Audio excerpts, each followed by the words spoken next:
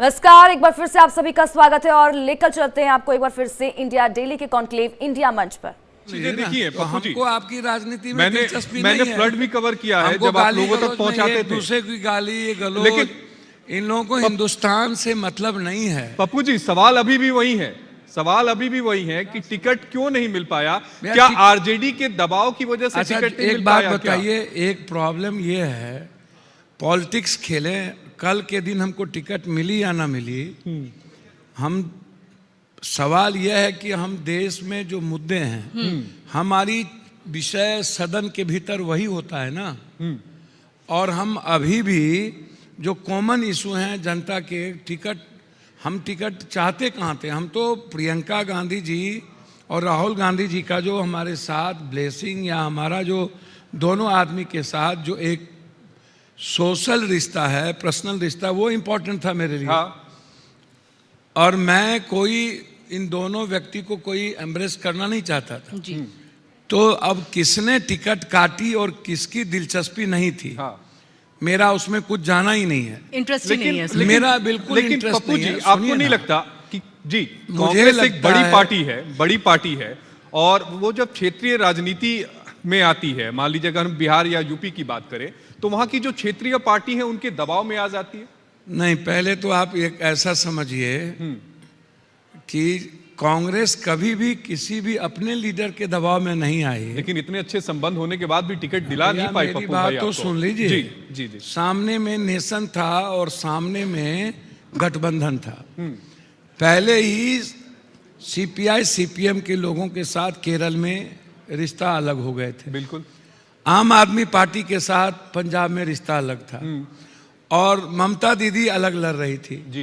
तो क्या सभी जगह राहुल गांधी जी और प्रियंका गांधी जी किसी छोटे विषय को लेकर के रिश्ता तोड़ते चले जाए? पप्पू यादव छोटा विषय तो नहीं सर, जब बिहार की राजनीति में तो नहीं है ना। सर, मेरी बात सुनिए ना, मैं छोटा विषय रहूं या बड़ा विषय, फिर वही बात मैं आपसे कह रहा हूं, सवाल मेरे लिए टिकट का भी तो नहीं है।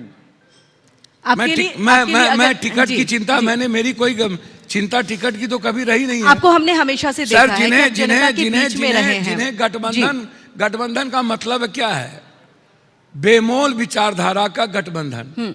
वो कोई कभी भी, आप इसको समझिए, अभी जो बात ये लोग कर रहे थे ना, यहाँ बैठ करके कांग्रेस क्षेत्रीय पार्टी या बात असम की ध्रुवी की कर रहे थे, तो इनसे अयोध्या की बात करिए ना। इनसे देश के विभिन्न जगहों पर जहां इन्होंने सनातन हिंदू की संस्कृति को, और शंकराचार्य ने जो बीजेपी के नेताओं के आचरण पर आरोप लगाए, उनके तरीके पर, तो ठीक है, राम मंदिर के निर्माण के तरीके पर, एक शंकराचार्य ने नतीजा दे दिया एक बार नहीं पप्पू जी, शंकराचार्य जी ने तो नफरत की राजनीति के बारे में एक बार नहीं कहा, अभी महाराष्ट्र में भी कहा है। नहीं, ठीक है, उसका परिणाम तो आ गया। एक बार नहीं बोला, सुनिए ना मेरी बात। जो लोग, एक बात समझिए, हिंदुस्तान एग्रेशन की राजनीति नहीं कभी करती है और हिंदुस्तान एरोगेंस में नहीं जीता है।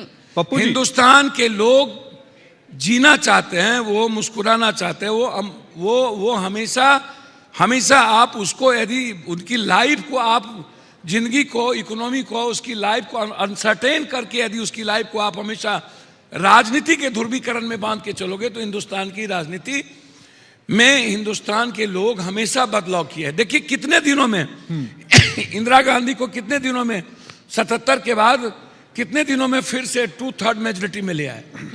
आप इसको देखिए ना। और इंदिरा गांधी को कहां पहुंचा दिया था?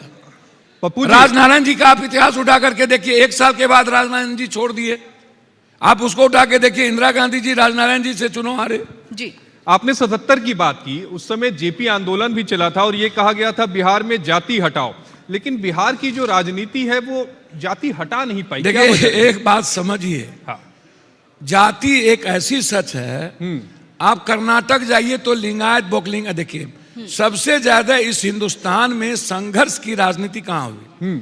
रक्त चरित्र और रक्त रंजित की जब आप पिक्चर देख लीजिए, बाबा साहब अंबेडकर, पेरियार, महात्मा फूले, सावित्रीबाई फूले, हिंदुस्तान में सामाजिक वर्गीकरण और सामाजिक संघर्ष की बात आई तो साउथ को उठा के देखिए, महाराष्ट्र से लेकर के हम कह रहे हैं कि शुरुआत बिहार से क्यों ना, हम साउथ को नहीं सर देख मेरी रहे हैं। बात मैं क्या कह रहा हूं उसको तो समझिए। बताइए ना। बिहार की पृष्ठभूमि आध्यात्मिक और साहित्यिक रहा है।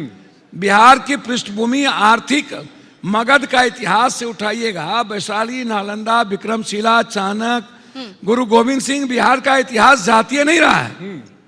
वो अलग बात है कि बिहार के पॉलिटिकल सिस्टम में पॉलिटिशियन ने अपनी अपनी जातियों के सेंटीमेंट को करके उन्होंने क्षेत्रीय पार्टी को ज्यादा हमें समापन की तरफ बढ़ना है, तो हम चाहेंगे कि पप्पू जी आपसे एक आखिरी सवाल यहाँ पर करें और जिसका जवाब दें, क्योंकि संसद में कल आपने एक ऐसी बात कही, क्योंकि बिहार को एक स्पेशल पैकेज मिल गया, इतना मिला कि विपक्ष सवाल खड़े कर रहा है, तो वो भी हम जानना चाहेंगे। उसके बाद आपने पूर्णिया एयरपोर्ट के शिलान्यास की भी बात कर ली कि कैसे इतनी जल्दी होगा। ओम बिरला जी भी कह रहे हैं। समझिए, आप लोग हड़बड़ाते बहुत है। बिहार का इंडेक्स देखिए कहाँ है जी, और नरेंद्र मोदी जी के 10 सालों में 56 लाख नौकरी गई और 18 लाख फैक्ट्रियां भारत में बंद हुई। आप इसको उठा करके देख लीजिए जी। और हमारी जो आप ये सर्वे है उसके अखबार में आप उठा के देख लीजिए, बिहार में 2.25 करोड़ लोग बाहर जाते हैं पलायन करने के लिए बाहर, और बिहार के लोग विशेष राज्य का दर्जा नरेंद्र मोदी जी ने गांधी मैदान में डिक्लेयर किया था और 1.25 लाख करोड़ रुपया का घोषणा उन्होंने प्रधानमंत्री रहते हुए आरा में किया था। अब 5,000 करोड़ रुपया की घोषणा उन्होंने बाढ़ में की थी। केंद्रीय विश्वविद्यालय पटना में नीतीश कुमार मांगते रह गए, उन्होंने नहीं दिया। वक्त की कमी आप है, इसको समझिए, वक्त की कमी है, भैया यहाँ पर वक्त की समापन पूरी कमी रख लीजिए, तो आप मत समापन बुलाइए। करने के लिए मैं कहा जा एक रहा बात है। आपको बहुत क्लियर कह दूं जी। कि बिहार की आर्थिक और सामाजिक स्थिति जो हाँ। बेरोजगार की स्थिति है, 10 सालों में 1 रुपया, ये जो आम जगहों पर काम हो रहे हैं, हमारे जो टैक्सेस के पैसे हैं या हमारा जीएसटी का जो रॉयल्टी है, उसमें आपने एक बक्सर पर पुल दे दिया, एक 2 रोड आपने दे दी। ठीक है पप्पू जी, आपका बहुत बहुत शुक्रिया हमारे साथ इस मंच पे आने के लिए और अपनी आपको बातों को यहाँ बहुत पर बहुत साझा धन्यवाद। करने के लेकिन लिए। एक बात याद रखिए कि आप किसी भी प्लेटफॉर्म को जब आप सरकार की सारे लोगों को बुलाते हैं तो विपक्ष की आलोचना भी मजबूती के साथ बिल्कुल सुनिए। सर, इंडिया डेली और लाइव का ये 2.25 मकसद लाख है। करोड़ रुपया और- अंत में बता जी। दूं, 2,69,000 करोड़ रुपया यूपी जी। को मिला हाँ। जी। और 59,000 करोड़ रुपया 3 साल पहले की योजना को आपने फिर से एक बार उसको कोलैबोरेशन कर दी। ये डैमेज कंट्रोल है क्या कि वो स्पेशल भैया, स्टेटस नहीं मिला? पैकेज नहीं ना मिला। हाँ, मखान damage मक्का control पर करने और की इंडस्ट्री पर नहीं ना मिला ना। आपने किसी आईएम और आईआईटी पर नहीं ने दी ना, 26,000 आपने करोड़ तो आईआईटी के लिए दे नहीं दिए ने ना। दिया, आपने पलायन रोकने नहीं ने दिया, बिहार के इंडेक्स के ग्रोथ के लिए नहीं ने दिया, बिहार के नदियों को जोड़ने नहीं ने दिया, बिहार की बाढ़ और हाई डैम के लिए नहीं ने दिया। आप जो कॉमन डेवलपमेंट हो रहा था उसी में 10% एक हिस्सा बिहार को भी आपने दी, और उसमें नीतीश कुमार जी ने तो साफ कहा मेरा पैकेज डिमांड था, विशेष राज्य का डिमांड था, और आपने हमको 10% मेरे ही जीएसटी की रॉयल्टी और हमारे बिहार के टैक्सेस के पैसे की 3 साल पुरानी चीजों को आपने ला करके रख दिया। तो इसके लिए हाय तौबा। तो भैया बिहार को की जनता के साथ जिसके बदौलत अभी नरेंद्र मोदी जी पीएम है, 30 एमपी के बदौलत नरेंद्र मोदी जी पीएम है, तो 30 एमपी का साथ छूट जाए तो नरेंद्र मोदी जी चले जाएंगे। तो 30 एमपी का मतलब होता है बिहार की जनता, और बिहार की जनता को आप हमेशा आवाज करते रहिए और उसके सेंटीमेंट के साथ खेलिए। और सियासत वाले सत्ता में बैठकर सिर्फ अपने भौतिक सुख को ढूंढते एक आखिरी सवाल का जवाब दीजिए, जाति आधारित जो आरक्षण है उसका पप्पू यादव समर्थन करते हैं क्या? जाति आधारित आरक्षण, जो जातीय गणना जो हुई थी जिस पर आरक्षण जाति मिला अभी तो आप यूपी में जाति का लेबल लगाने की तैयारी कर लिए थे। नहीं, आप बताइए ना, यूपी छोड़ दीजिए ना, आप अपना बताइए ना। सर उसमें क्या बहस है? आप कितने पदाधिकारी आपके किस जाति के हैं उसको आप वोट लगा लीजिए, कितने कॉन्ट्रैक्टर इस हिंदुस्तान में किस जाति के हैं उसका वोट लगा लीजिए, कितने आईएएस और आईपीएस किस जाति के हैं उसका वोट लगा लीजिए। क्या आप एसटी एससी कमजोर तबके के लोगों को इकोनॉमिकल, मतलब आप चाहते हैं कि 9वीं अनुसूची में डाला जाए? बिल्कुल, जाति जनगणना सामाजिक आधार को इकोनॉमिकल आगे बढ़ाने के लिए बिल्कुल, और इसकी उसके बात एजुकेशनल हमेशा से विपक्ष जाति की करता ही रहा राजनीति है। छूट नहीं सकती ना। इसमें जाति की राजनीति का क्या मतलब है भाई? जाति की राजनीति तो आप आदिवासी प्रधान बना करके कहते हैं कि मैंने आदिवासी को बनाया। जाति की राजनीति में आप कहते हैं नरेंद्र मोदी ओबीसी है। आप पप्पू यादव कर रहा है कि आप कर रहे हैं? आशीष, यहाँ पर समापन का वक्त है और हम चाहेंगे पप्पू जी आपका जी। बहुत बहुत शुक्रिया।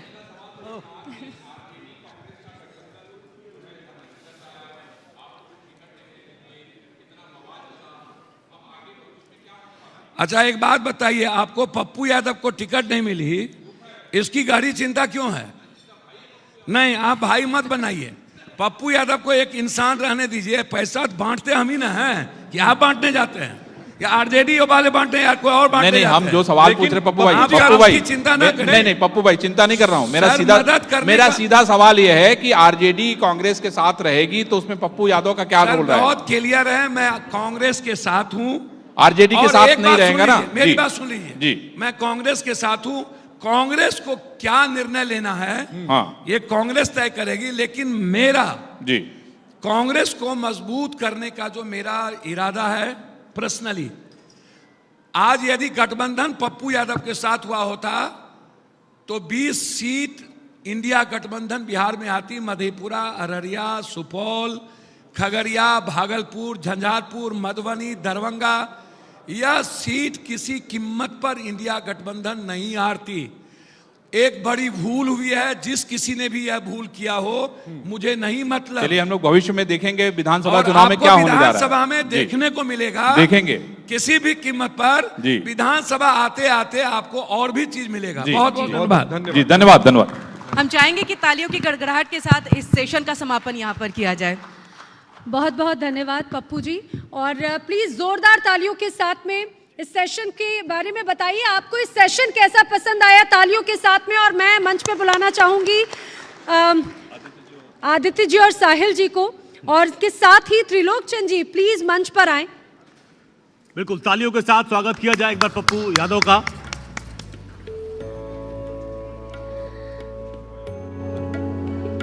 तो अपने शानदार जवाब से उन्होंने बेखूबी से जवाब दिया।